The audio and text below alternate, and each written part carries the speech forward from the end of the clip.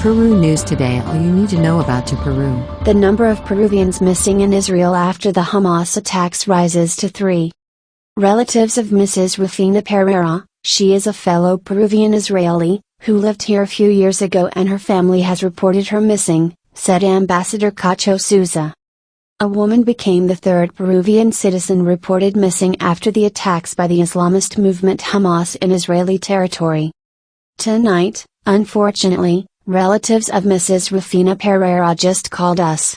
She is a fellow Peruvian-Israeli who lived here a few years ago and her family has reported her missing, declared the ambassador. Cacho-Sousa said that immediately they contacted the Israeli Foreign Ministry, which made a report on the hospitals and morgues, and they did not find accreditation for Mrs. Pereyra.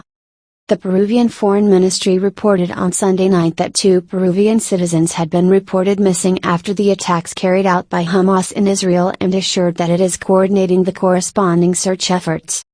On Sunday morning, Ambassador Cacho-Sousa announced that the Peruvian-Israeli Dr. Daniel Levi had disappeared after the attacks and detailed that he was in the Biri kibbutz, a place near the Gaza Strip. This Monday, he added that the family of the second Peruvian confirmed his disappearance but requested that his identity be kept confidential, considering that he may be a Hamas hostage.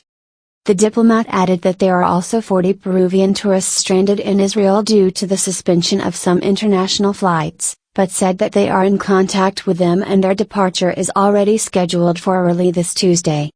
In previous statements, the ambassador reported that around 100 Peruvian Israelis, of the 4,000 citizens with both nationalities in that country, have already been recruited to join the 300,000 reservists called up.